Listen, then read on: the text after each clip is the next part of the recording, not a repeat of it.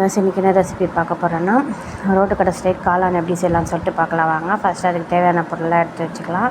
காளான் வந்து நல்லா க்ளீன் பண்ணி பொடி பொடியாக கட் பண்ணி வச்சுக்கினேன். அப்புறம் வந்து பார்த்திங்கன்னா கோஸ் வந்து ஒரு கைப்பிடி அளவுக்கு நல்லா பொடியாக கட் பண்ணி எடுத்து வச்சுக்கிட்டேன். அப்புறம் பார்த்திங்கன்னா தேவையான அளவுக்கு இஞ்சி பூண்டு பேஸ்ட்டு, அதுக்கப்புறம் வந்து மைதா மாவு எடுத்திருக்கேன். மைதா மாவு நான் எப்பயுமே நாகாதாங்க யூஸ் பண்ணுவேன். நீங்கள் என்ன வச்சுருக்கீங்களோ அதை எடுத்துக்கோங்க. நான் வந்து மைதா மாவு எடுத்திருக்கேன். அப்புறம் பார்த்திங்கன்னா வெறும் மிளகாத்தூள், அதுக்கப்புறம் இது வந்து கார்ன்ஃப்ளவர் மாவுங்க. கார்ன்ஃப்ளவர் மாவு மைதா மாவு ரெண்டுமே வேணும். அப்புறம் வந்து தேவையான அளவுக்கு சால்ட் எடுத்துக்கலாம். பேட்டரி எப்படி ரெடி பண்ணலாம்னு சொல்லிட்டு பார்க்கலாம். ஃபஸ்ட்டு வந்து அதுக்கு ஒரு பவுல் எடுத்துக்கலாம்.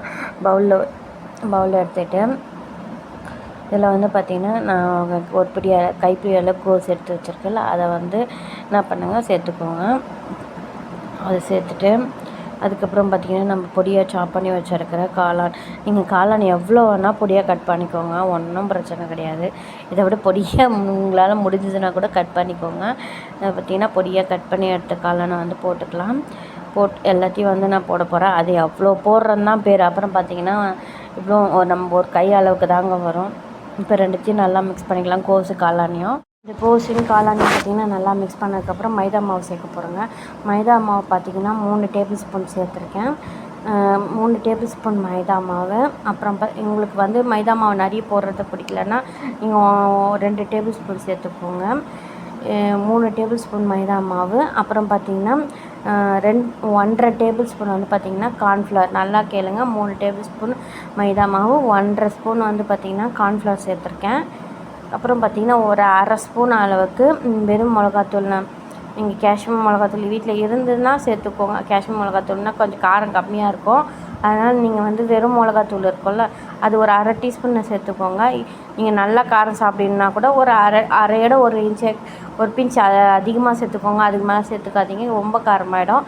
தேவைக்கு உப்பு போட்டுட்டு இது இஞ்சி பூண்டு பேஸ்ட்டு இதில் சேர்க்க போகிறோம். ஒரு 1/2 ஸ்பூன் அளவுக்கு, அதுவும் போதும். லைட்டாக சும்மா ஃப்ளேவருக்காக வந்து இதெல்லாம் சேர்க்குறோம். நீங்கள் இல்லைனாலும் ஒன்றும் பிரச்சனை கிடையாதுங்க. இஞ்சி பூண்டு பேஸ்ட்டில் இல்லைனா ஒன்றும் பிரச்சனை இல்லை. அதை அவாய்ட் பண்ணிவிட்டு நீங்கள் விட்டுருங்க. என்கிட்ட இருந்தது. அதுவும் இல்லாமல் இந்த போட்டு செஞ்சேன்னா அவ்வளோ அதை சிக்கன் 65 செஞ்சால் எப்படி இருக்குமோ அது மாதிரி இருக்குங்க. டேஸ்ட் சூப்பராகவே இருக்கும். நான் ஒரு 1/2 ஸ்பூன் அளவுக்கு இஞ்சி பூண்டு பேஸ்ட்டு சேர்த்துருக்கேன். சேர்த்துட்டு இப்போ வந்து எல்லாத்தையும் நல்லா மிக்ஸ் பண்ண போகிறோம்.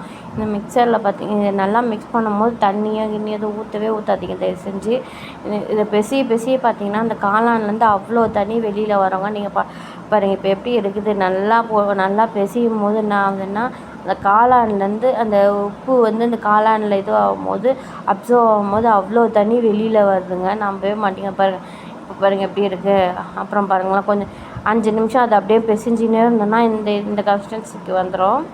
இப்போ வந்து பார்த்திங்கன்னா இதையும் கொஞ்சம் 5 நிமிஷம் விட்டிங்கன்னா அந்த திக்னஸ் போய் கொஞ்சம் லூசி கன்சிஸ்டன்சி, அதாவது கொஞ்சம் தண்ணி அப்படியே இதில் இருக்கும், லூஸாக இருக்கிற மாதிரி இருக்கும். ஒரு 5 நிமிஷம் அதை வந்து விட்டுருங்க. அதுமாதிரி பெசிஞ்சு ஒரு 5 நிமிஷம் வச்சுட்டிங்கன்னா அந்த எண்ணெய் காய வச்சுட்டு ஒரு 5 நிமிஷம் ரெடி ஆகிடும். அதுக்குள்ளே நீங்கள் எடுத்து பார்த்திங்கன்னா அந்த என்ன சொல்கிறது, அந்த போண்டாலாம் போடுவோம்ல அந்த பதத்துக்கு இருக்கோங்க. சூப்பராகவே இருக்கும். இப்போ வந்து பார்த்திங்கன்னா எண்ணெய் காய வச்சு அதில் நம்ம எந்த ஷேப்புனாலும் போடலாம். ஆனால் ரொம்ப குட்டி குட்டியாக போட்டுக்கோங்க. ரவுண்டாக போண்டா மாரி போட்டுறாதீங்க.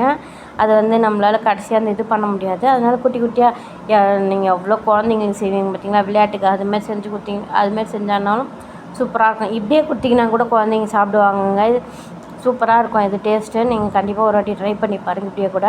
இப்போ வந்து பார்த்திங்கன்னா அந்த கிரேவி செய்யறதுக்கு என்னென்ன பொருள்லாம் தேவைன்னு பார்த்துடலாம் வாங்க. கருவேப்பிலை, ஒரே ஒரு பச்சை மிளகா, ஒரே ஒரு வெறும் மிளகாத்தூள், கொஞ்சம் குடை மிளகா வீட்டில் இருந்தது, அதையும் கட் பண்ணி எடுத்துக்கிட்டேன். 2 பெரிய வெங்காயங்க. இவ்வளோ தான் இதுக்கு தேவையான பொருள். நம்ம அதே கடாயை வச்சுருக்கோம். எண்ணெய் ஒரு ஸ்பூன் ஊற்றி கருவேப்பிலை, பச்சை மிளகா எல்லாம் போட்டு, அப்புறம் வந்து நம்ம கட் பண்ணி வச்சுருக்க வெங்காயம் இப்போ வெங்காயம் வந்து எவ்வளோ பொடியாக கட் பண்ணுறீங்களோ அவ்வளோக்கெவ்வளோ வந்து பார்த்திங்கன்னா அது பல்லில் பசங்களாம் பார்த்திங்கன்னா தூக்கி போட்டுருவாங்க. அதனால் பொடியாக எவ்வளோ கட் பண்ண முடியுமோ கட் பண்ணிவிடுங்க. நல்லா வதக்குங்க. இதை வந்து லைட்டாக கொஞ்சம் ப்ரௌன் கலரில் வர வரைக்கும் நல்லா வதக்கிக்கோங்க. இப்போ வந்து பார்த்திங்கன்னா இந்த குடை மிளகாவும் சேர்த்து போட்டுட்டேன். அது காட்டலை, வீடியோவில் ஸ்கிப் ஆகிட்டுருக்கு. அதையும் போட்டு வதக்கிக்கோங்க. ஒரு 1/2 ஸ்பூன் அளவுக்கு திருப்பி இஞ்சி பூண்டு சேர்த்துக்கலாம் அதில். அதுக்கப்புறம் பார்த்திங்கன்னா இஞ்சி பூண்டு சேர்த்து ஒரு பச்சை வாசனை போகிற அளவுக்கு வதக்கிக்கோங்க. வதக்கிட்டு ஒரு டேபிள் ஸ்பூன் அளவுக்கு இந்த டொமேட்டோ சாஸ் இருக்குல்ல, டொமேட்டோ சாஸோ கெச்சப்போ எது உங்ககிட்ட இருக்கோ அதை ஊற்றிக்கோங்க. ஊற்றிட்டு ஒரு ஸ்பூன் அளவுக்கு வெறும் மிளகாத்தூள் திருப்பி இதில் போட்டுக்கோங்க. போட்டுட்டு நல்லா வதக்குனிங்களா இதுமாரி வந்துடும். இதில் வந்து பார்த்திங்கன்னா 1 டம்ளர் தண்ணி ஊற்றி லைட்டாக இதுமாரி ஸ்கிப் பண்ணி இது அதாவது கொஞ்சம் மிக்ஸ் பண்ணி விடுங்க. அப்போ வந்து பார்த்திங்கன்னா அதான் நான் சொல்கிறது ஒரு தண்ணியாக ஒரு இது மாதிரி இருக்கும். இதில் வந்து பார்த்திங்கன்னா தேவையான அளவுக்கு உப்பு போட்டுட்டு கொதிக்க விடுங்க. கொதிக்கும் போது சைடில் பார்த்திங்கன்னா இதுக்கு இதில் கட்டியாகிறதுக்கு கார்ன்ஃப்ளவர் கலக்க போகிறோம். இதில் ஒரு 1/2 ஸ்பூன் அளவுக்கு கார்ன்ஃப்ளவர் போட்டுட்டு ஒரு 4 டேபிள் ஸ்பூன் கரெக்டாக எண்ணி 4 டேபிள் ஸ்பூன் தண்ணி ஊற்றி மிக்ஸ் பண்ணி வச்சுக்கோங்க. ரொம்பவும் தண்ணி ஊற்றினாலும் தண்ணியாக இருக்கும். அதனால் 4 டேபிள் ஸ்பூன் தண்ணி ஊற்றி நல்லா இந்த கட்டிலாம் இல்லாத அளவுக்கு மிக்ஸ் பண்ணி எடுத்துக்கோங்க. இது நல்லா கொதிச்சிச்சு. இந்த நேரத்தில் வந்து லைட்டாக பெப்பர் போட்டுக்கிறேன். நீங்கள் காரம் சாப்பிடுவீங்கன்னா பெப்பர் போடுங்க, இல்லைனா அவாய்ட் பண்ணிக்கோங்க, ஒன்றும் பிரச்சனை இல்லை.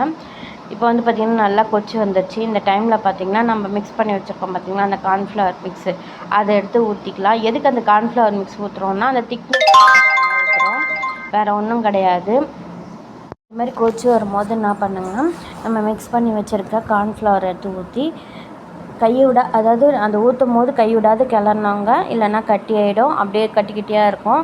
நம்ம கைவிடாத கிளறினா தான் இது மாதிரி திக்காக வரும்.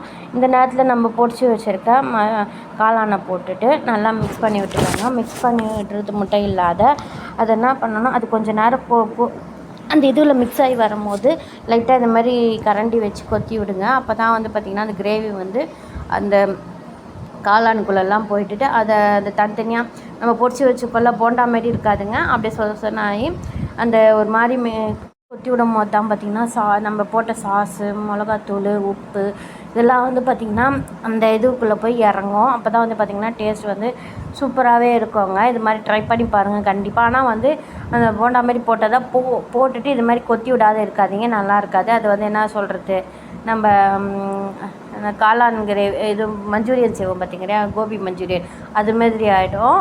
நீங்கள் அது மாதிரி பண்ணாமல் இது மாதிரி கொத்தி விட்டிங்கன்னா நமக்கு வந்து கொஞ்சம் கடிச்சு சாப்பிடாத பசங்க வந்து அப்படியே எடுத்து சாப்பிட்ற மாதிரி இருக்குங்க, வேறு ஒன்றும் கிடையாது. நீங்கள் காளான்லாம் சாப்பிட்ருப்பீங்க, அது மாதிரி இருக்கும், வேறு ஒன்றும் கிடையாது. நீங்கள் போண்டா மாரி நீங்கள் அப்படியே விட்டுட்டிங்கன்னா போண்டா மாரி ஆகிடும். இது மாதிரி கொத்தி விட்டிங்கன்னா நம்ம கடையில் சாப்பிட்ற காளான் மாதிரி இருக்கும், வேறு ஒன்றும் கிடையாது. இப்போ வந்து பார்த்திங்கன்னா கொத்தமல்லி போட்டு இறக்கிட வேண்டியது தான், அவ்வளோதான். இதுக்கப்புறம் டேஸ்ட்டுக்கு யார் வழக்கம் போல் என் வீட்டுக்காரர் தாங்க பலிகடாய், அவர்கிட்ட எடுத்துகிட்டு போய் கொடுக்கலாம் வாங்க எப்படி இருக்குன்ட்டு அவர் சொல்லுவார்.